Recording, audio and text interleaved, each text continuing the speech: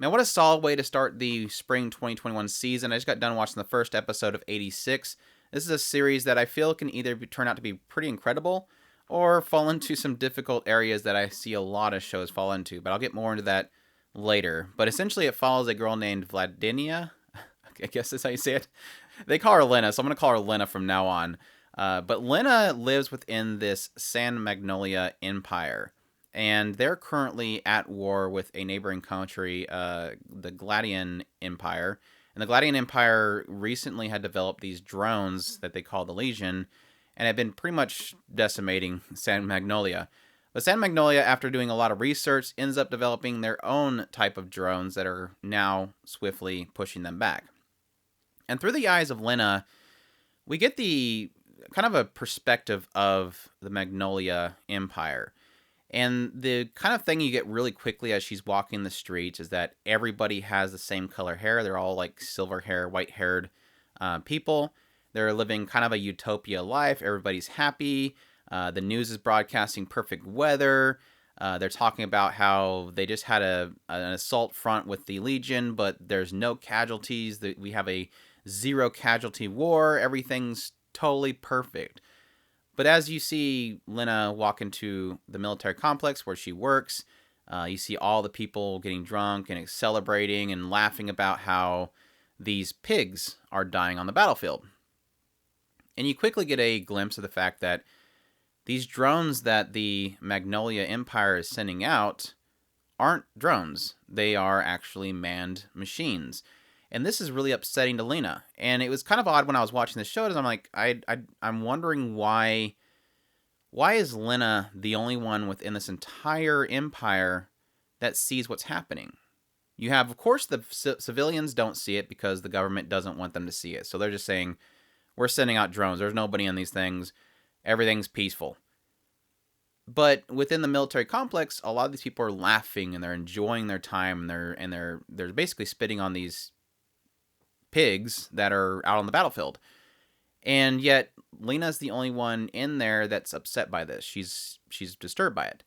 Well, later on, when we get like a little flashback to Lena talking with her commander, Jerome, when she was first assigned this new 86 platoon to control, you find out that she had a father who has a similar feeling as her. As she's talking, Jerome basically says, "Stop putting casualties in your reports. We're not supposed to report this stuff. Or these are supposed to be drones." And she's like, "Well, that's wrong." And he's like, "Well, that's just like your father, basically." And so we get a hint that the reason why she's so upset and everybody else isn't is obviously this was bestowed upon her by her father. This sense of, these are humans. These aren't pigs. So, but anyways, as I mentioned, she is assigned this new 86 platoon, which is a group of these drones that are kind of infamous. So not really the platoon is infamous, but a certain undertaker that is leading the platoon, whose name is Shin. And Shin is known as the Undertaker. Well, not really. He's listed. His code name is the Undertaker. He is known as the Reaper. And the reason why they call him the Reaper is because the commanders of these platoons, they don't really last long controlling him. As we find out, how this whole thing works is that these military people within the Magnolia Empire that do know about these drones and do control them, they are called the handlers. And these handlers use this kind of, what was it called? The pararade system. They use this pararade system that they attach to themselves that allows them to kind of get a sharing of sensory data with the platoon. And they kind of mentioned the fact that it only gives them a hearing, and if it did anything more than that, it would basically melt their brain. They were talking about specifically Lena's friend, who's in the research group, mentioned the fact that we only get hearing. If we went to vision as well, it would fry your brain. So we have a clear idea that probably eventually we're going to be doing that. As anime will have it, we will have eventually some point in which Lena will probably control vision sensory eventually. But anyways, Lena essentially will have to attach this para-raid system and essentially sit in front of all these monitors that gives her all this data on what's happening on the battlefield, and she will command the as they call them, processors, or the pigs, the soldiers, control them to send them out and fight. And like I said, she is now given control of this 86 platoon that has this Reaper in it. So far, the clearest perspective that we get from the Magnolia side is, again, Utopia. Everybody looks the same, probably some kind of pure-bloodedness or something like that.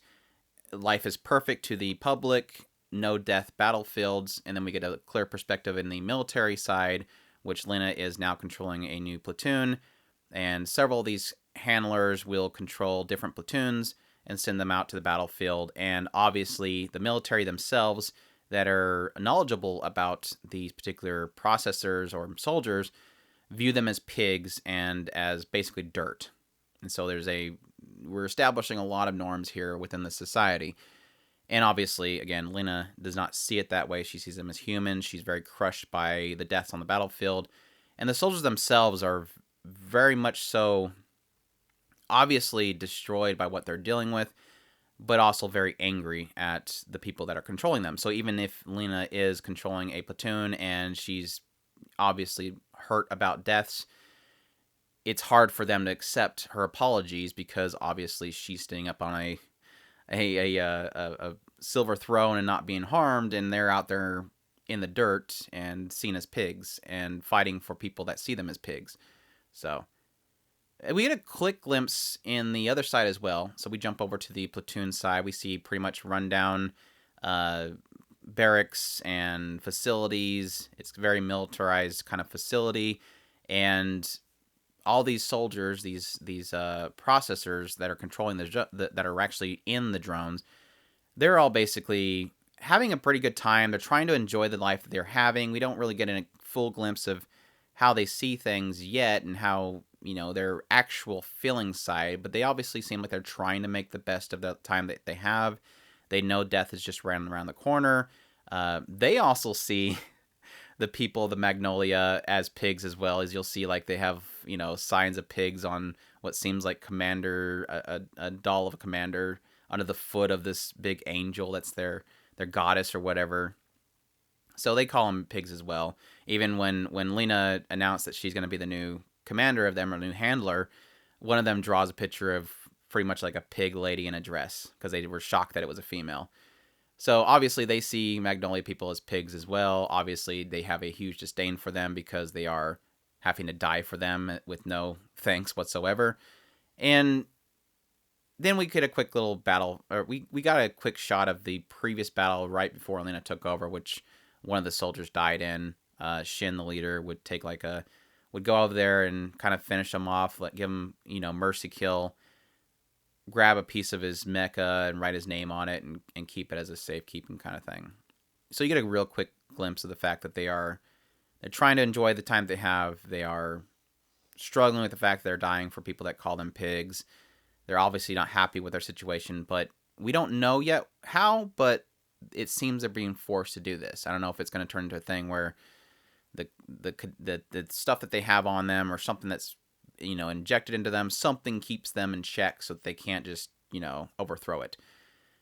So where I think this show is going from here, this is where I kind of was mentioning earlier, where I have my fears and my promise. I love the setup so far. It looks great.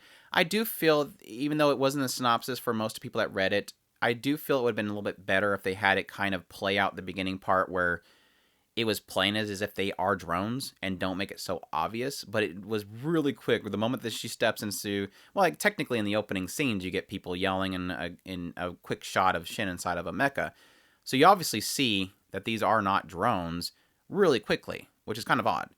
I also believe that they kind of insinuates the opening sequence that the Legion aren't drones either, that they're actually manned as well. So this all seems to be a facade that there's no death in the battlefield, but there is. And I'm curious if they ever get into why they're trying to portray it that way. But yeah, it's an interesting thing. Very also interesting, the idea that they do have pure white hair in Magnolia, but all the soldiers do not have pure white hair. So obviously, like you said, there is a breed difference there. There is a possibly a master race that they're kind of establishing in this world that was set at some point, or they could be aliens. We can go that direction as well. But like I said, it's setting up perfectly so far. The way that it's pacing everything is pretty solid. I like that they're not skimming over the typical Reaper thing. It is a something they really get into, the idea that, para-raiding into these drones can drive you mad. You're pushing a lot of pressure into your brain when you're using this linking process, and some people go mad, and especially people that are linked to Shin himself. They're either quitting, retiring early, or just straight ending their own lives. So it gets in that stuff, and basically the laying out the setting has been perfect so far. I'm really, really into this. It does help that this is Sawano Hiroyuki that's doing a lot of the music for this, and I can already hear it, and I absolutely love it. It was funny when we did the preview of it, I didn't know that, and then I went to watch the PV, and I'm like, oh crap, that's Sawano music. I'm just like, my hype level shot up really quickly, because his music can just add so much to so many scenes, and that's definitely, I've got a little bit of taste of that in this episode so far, but I think it's going to get more later on. The animation's been great so far. Everything looks really awesome. The CGI mecha battles, it looks fantastic already. It does well to blend in with things, so I am excited about that. That's always a concern, is that they make it a little bit too detailed, but it does have like a cell shadedness to it that is actually helping it a lot. So what's my fears? My fears, and it's already kind of established in this first episode, we already seen our first death. My fear is that this doesn't turn into a pilot's love song, one of those shows where every episode you have to have one character become a focal point, and you're like, well, that's death flag, this character's dying this episode. I hope they don't make this a death per episode. The death they did have technically was prior to Lena being in control of their platoon. So my hope is that her drive will help them see less death, and that becomes a focal point of their connection with her. Yeah, I'm sure they're going to have death at some point that tears her apart for the 86. But I don't want this to turn into suddenly out of nowhere in episode 2, randomly we're now following this girl, and suddenly there seems to be a lot of focus on her. And then, oh, by the way, she's on the battlefield. Here we go. Please don't turn this into a death per episode type of show where the only value of it is that you're going to break our hearts every episode. I'm fine with death with a purpose. I'm fine with the fact that this is a gruesome battlefield and people are going to die, but I don't want it to be the focal point. I hope that this does something pretty solid in the idea that I'm not looking so much for, oh, this is the squad, the 86 will change everything. They're gonna take down the government of Magnolia and save the world with their small platoon. Because I think that's a little bit stretched out to the realms of the grand world they've kind of created. I think it would be better. I am interested in the idea of this element of, well, how can they possibly shed a light onto the 86 and the rest of the drones to the public, and thus making the public realize that they're living a lie. That kind of stuff would be really cool, and that's something they can definitely get into. A lot of that, there's a lot of possibilities they can get into. I shrug at the idea of it just being the platoon takes over the government and everybody's happy. I don't think they'll take that route, but I just hope they don't do the death per episode thing and that just becomes the entire show, the entire series. I do know that this is supposed to be a 2-core show. Well, I don't know if it's 2-core, but I do know that there is a second part already announced.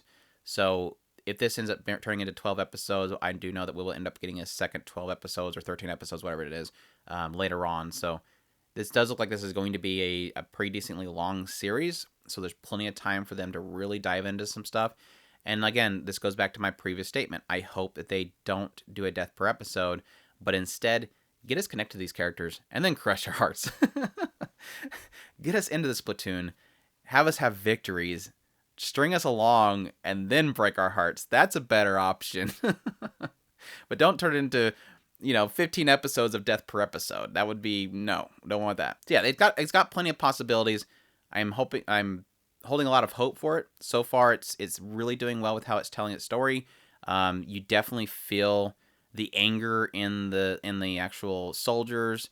like I said, that scene where that girl's pretty much says like, "Thank you, human sama," Ningen sama, basically calling her handler a human, this higher human with authority, um, whereas they are pigs, and accepting that in almost a very disdained way, but also having that almost subtle feeling there that she's actually appreciative of the fact that Lena cares for them, even though she is in this ivory tower and she basically has no fear of death. That feeling so far is that area of like, oh, this could be really good.